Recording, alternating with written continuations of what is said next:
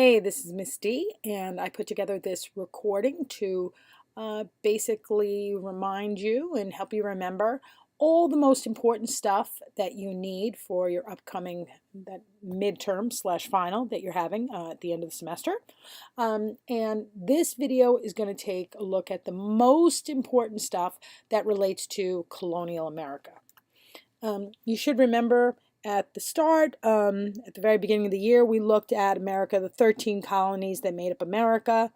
And the first thing you need to remember about these colonies is the impact of geography, specifically the fact that the climate in the north is very different from the climate in the south.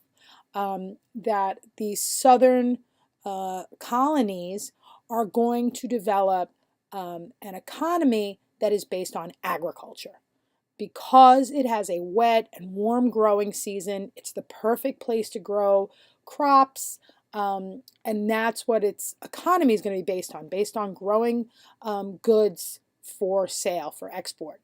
And an unfortunate side effect of the South becoming reliant on plantation agriculture is the fact that that type of agriculture relies on slaves, the use of slaves. There's a need for very cheap labor, and pretty early in the country's development, that labor ends up coming from Africa in the form of people who are brought to America against their will and just subject to inhumane brutality.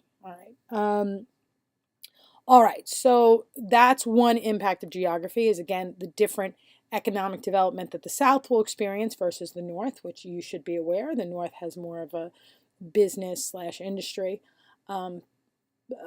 economy. Anyway, the other thing that you should be aware of in its geography is the fact that the 13 colonies, there's a reason why the 13 colonies really develop along the coast in this kind of north-south.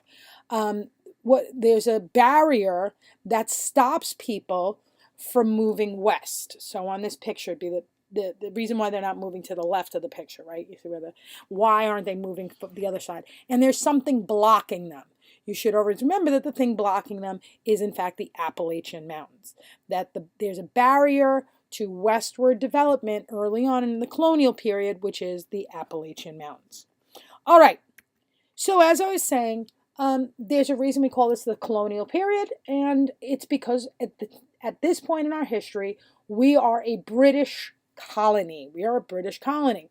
And you should remember, not just from American history, but from global history, when you are a colony, there is an economic system that is commonly used, especially in this period of time where we're in this kind of early 1600s, 1700s kind of period.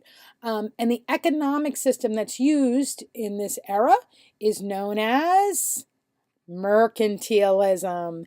And you should always remember, mercantilism is an economic system that's based on the mother country getting all the money. And as you can tell from the picture, the colonies are supposed to be producing the gold and silver, food, raw materials, whatever it is, and all of that stuff that's produced in the colonies is sent to the mother country. The goal of mercantilism is to make sure that the mother country, in our case, the mother country would be Britain, that mercantilism is designed to make sure that Britain gets a favorable balance of trade, that the balance of trade favors, that means helps, the mother country. It helps Britain. It's not designed to help the colonies. It's not designed to help Americas. It's designed to make sure that the wealth produced in the colonies goes to the mother country. All right, so as a colony, as a British colony, as I said, we're subject to British policies of British mercantilism. In addition, we are going to get basically involved in a British war, in fact. And the war that I'm describing is the French and Indian War. Long story short, the British and French were fighting in Europe, and some of that fighting comes into the Americas. The Americas becomes another theater in this war.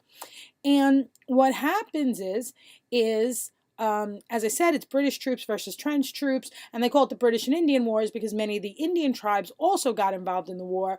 Most of them on the side of the French, but a handful in the, helped out the British as well. Anyway, the war itself isn't necessarily that important. What's really important to remember about the French and Indian War is the huge impact it had on the colonies. One impact of the colonies is once the British and the French declared peace, the British wanted to, as I said, the French and British declared peace, and also the British had to declare peace with the Indian tribes that it had also been at war with. And to establish peace, part of the treaty called for the development of the Proclamation Line of 1763. This proclamation line, you can see it right there at the edge. Basically, it said that British subjects could not settle west of the Appalachian Mountains. So basically, this line, what it says is, you can't live here. You can't live here. This area of land was set aside by the British for the Indians. So Americans could not settle there, which upset a lot of people. Some people, and we'd have colonists who kind of snuck in there, and people weren't that happy about it. But again, this proclamation line of 1763 is one of the effects of the French and Indian War. The other big effect of the French and Indian War is, as you should recall, wars are very expensive. So naturally, when it's time to pay for that war, as British subjects, as colonies of the British Empire, the British expect us, the American colonists, to help pay for the war. And how are we going to do that? Well, with taxes, right? The British impose new taxes on the colonists in order to help get all of these war expenses covered. And as you might imagine, or you just take my word for it, nobody likes paying taxes. And so these new taxes that get imposed on the colonies after the French and Indian War make people really, really mad. And they basically help lead to the independence movement. All right, so you should recall that whole taxation without representation and all of that.